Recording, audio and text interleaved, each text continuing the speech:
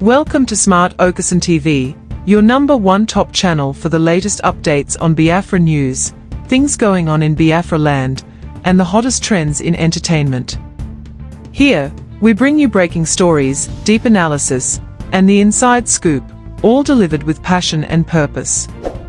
As you are about to watch this video, try to like, subscribe, comment and share for others to see. Alright, so in today's update, I'm going to show you the event that happened with Ngozi Orabueze and the Biafran leadership, okay, and also with what is happening currently with most of the states in the zoo. Most individuals and most states and communities are now beginning to identify with Biafra, thereby saying that Biafra is their state. I'm going to let you guys watch this video. We have two different updates in this particular video, and I want you to please take your time and watch this video to the very end so as not to lose any of the information that this video would have provided. Alright, so let's see the video, but just in case it's the first time you're also meeting me or you're seeing this channel, do as well to subscribe, like and comment on the videos for more updates with regards to what's happening in Biafran land and that of the Biafra in exile and everything that concerns Biafra, the zoo country and beyond. Alright, let's stay updated and I'll be right back. Everything you said, these are the languages that made up the Biafran nation. Thank you, sir. Maze, please kindly tell Biafran your name, and while you go on your native dialect, let Biafra knows exactly what is going on here today.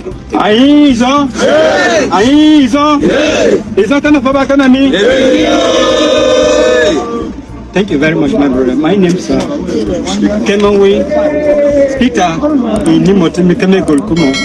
I am from a Kibri in Yenagwa local government area of Biafra state in Biafra land. Thank you very much. I'm representing my people, the zone people. We are many here.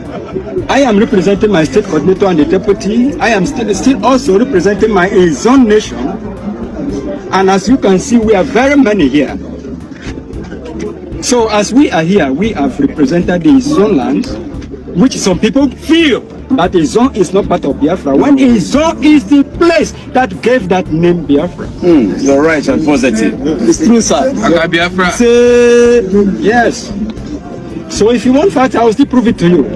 But today, we are standing on all protocols observed. I want to use my language to talk to my people. Go ahead, sir. Yes.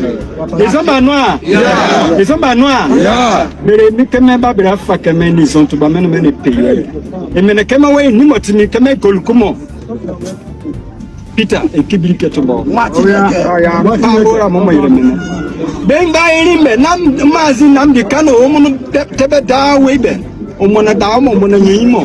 Suke mama momia power me and the benga domuna di bumu neka ba. Oba bedu e di be mazuke mama menomu bedu e di bida mama no timba muna ona. We are here. Whether gone or whatever, artillery or whatever, we are here to bury our father and our mother. It is on to bring Bible commission city.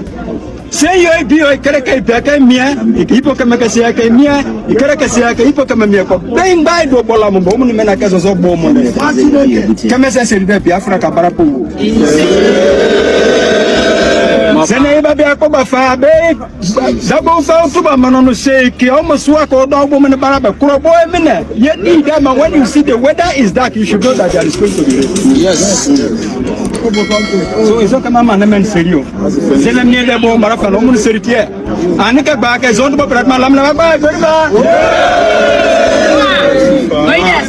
All right.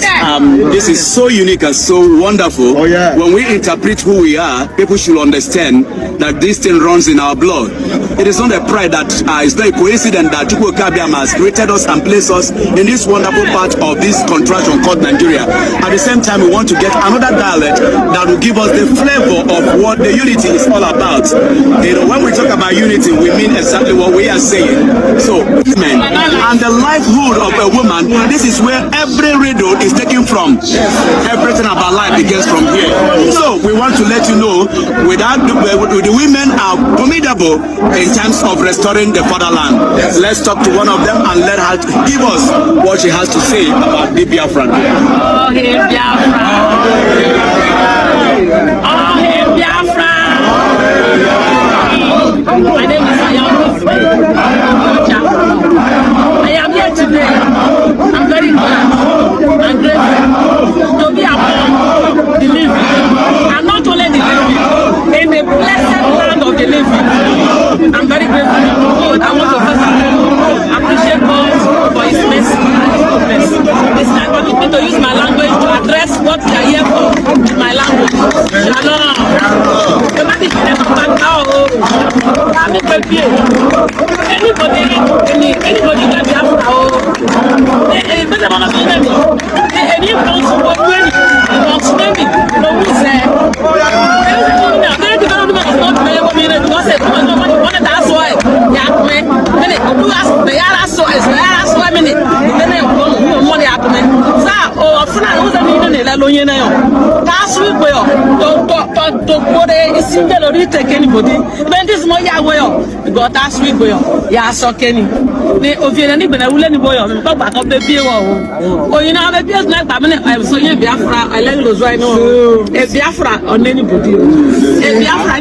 be after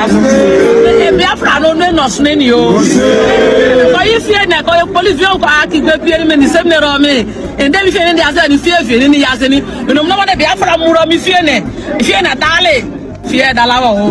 Permit me to sing a song to my people. Biafra, you are many dancing.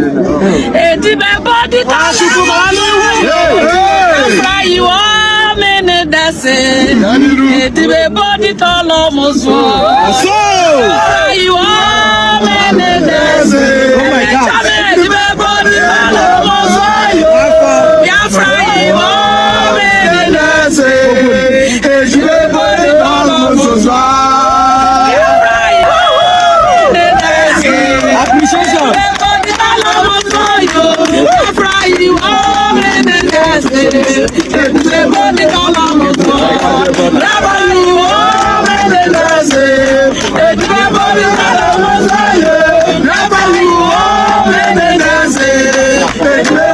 So my wonderful people, this particular update, this one another good news or more achievement from Biafra government. Look at what they said here. The United States of Biafra government, through its foreign affairs department, has officially notified the government of Canada of the declaration of the restoration of the May 30, 1967 declaration of the independence of the Republic of Biafra by a way of referendum through their foreign affairs unit. The United States of Biafra government officially presented the Prime Minister, His Excellency Simon Ekpa, as the head of the sovereign state of United States of Biafra. An acknowledgement of receipt of this official communication from the United States of Biafra government has been confirmed. Director General Foreign Affairs, Department of State, Honorable Ada Eze.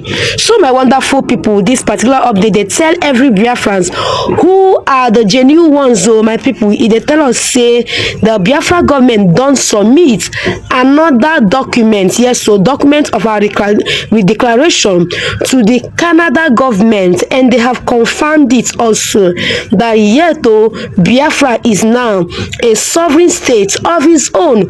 We are no longer depending on any country. Yes, so my people, we don't see our independence. And according to this update, they talk say they don't acknowledge the receipt where we sent through our foreign affairs. Yes, so through our foreign affairs minister, Honorable Adeze, the woman is doing a whole lot of good. Like my people, now Biafra government is talking. They are now making Biafra to be recognized by many countries. Yes, so my people, now what we need right now? May we see the next update. This particular update is coming from Biafra government, and here they said, on behalf of the Biafra citizens, The United States of Biafra government congratulates Tibor Nagy on his official new appointment. He began performing the duties of the Undersecretary for Management, U.S. Department of State. Yes, so my people, look at the picture of the man, Tibor Nagy, who don become the new Secretary for Management under USA Department of State. So my wonderful people, Biafra government don congratulate them. May we see the next update. This particular update is coming from our brother, Biafra War Room, and here he said, we must found our government, United States of Biafra, to protect our territory. Obviously, my people, this one came with a video clip that buttress more points about what it is our brother mean by that we must found our government, which is United States of Biafra, to protect our Biafra land. Every week, we're going to do one for diaspora, and we are going to do one for homeland. And even those that still want to continue for either, they can do that in the course of the fundraising. But last week, we did the one for the homeland, and so many states in Biafra territory got a lot of funds, and then these funds are going to specifically be for our self-defense.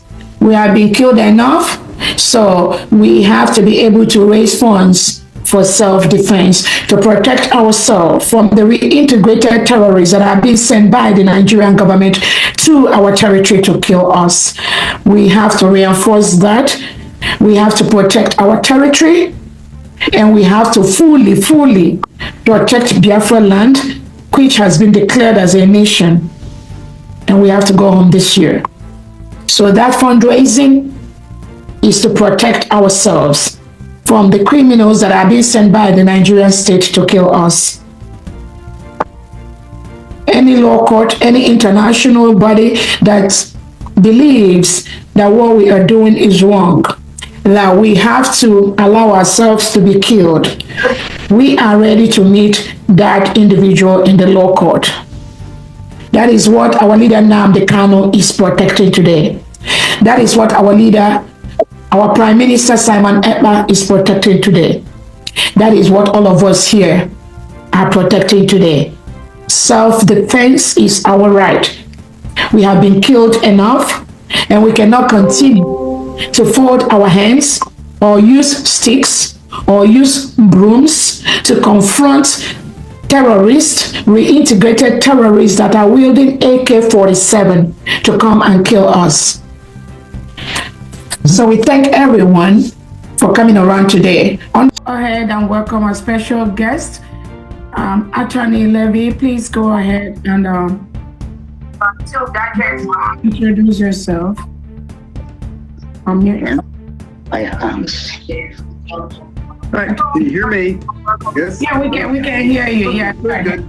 Yes, I've been working, as you know, some of you have been working with Biafra for a long time.